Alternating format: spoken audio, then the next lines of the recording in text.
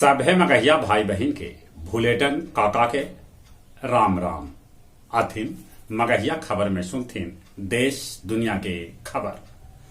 आज बाबा बालेश्वर के कलश यात्रा में 7,500 महिला शामिल हो सकत। देश देशांतर मगहिया दलान अपन 113वां ऑनलाइन कार्यक्रम में यात्रा वृतांत से संबंधित विचार गोष्ठी के आयोजन कैलक, जकर अध्यक्षता मिथिलेश जी और संचालन कृष्ण कुमार भट्टा कैलका। आज देश के प्रधानमंत्री नरेंद्र मोदी गुजरात जैतन, जहां कैकन गो परियोजना के उद्घाटन और शिलान्यास करतन। बिहार के मुख्यमंत्री नीतीश कुमार कल उद्धव ठाकरे और शरद पवार से कैलन विपक्षी एकता के लेके मुलाकात। उन्हें उड़ीसा के मुख्यमंत्री नवीन पटनायक साफ कह दिलका कि वो अकेले लड़तन चुनाव। सुप्रीम कोर्ट के फैसला कि दिल्ली में ट्रांसफर और पोस्टिंग के अधिकार केजरी सरकार के होए। जाति आधारित गणना के लेके हाई कोर्ट के खिलाफ बिहार सरकार सुप्रीम कोर्ट के द्वारी खटखटौलक है। आर.सी.पी. सिंह और सुहैल मेहता भारतीय जनता पार्टी में शामिल हो गए। बाबा बागेश्वर कल ऐतन पटना 5 लाख वर्ग फीट में बनावल गेल है पंडाल।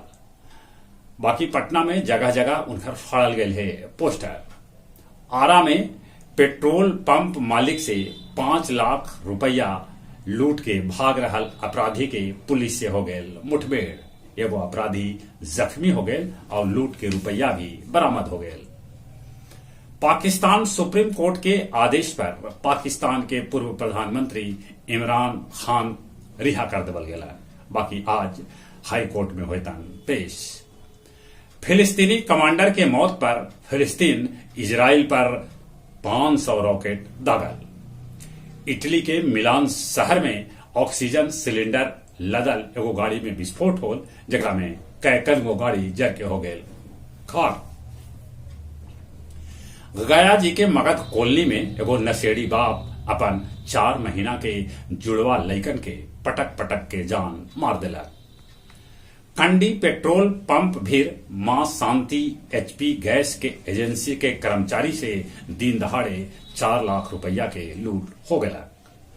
शेरघाटी के चांपी ग्राम कचहरी लेल झौर और शमदा लेल न भेटा रहलन है पंच के उम्मीदवार।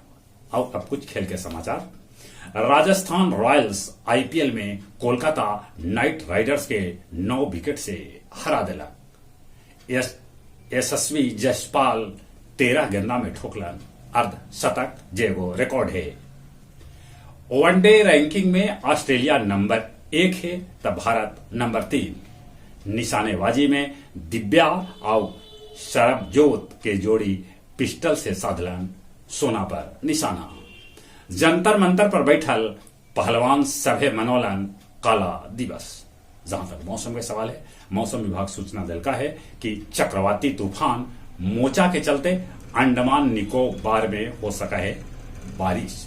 बिहार में भी एक असर हो 13 और 14 से गर्मी के असर हो सका है कम।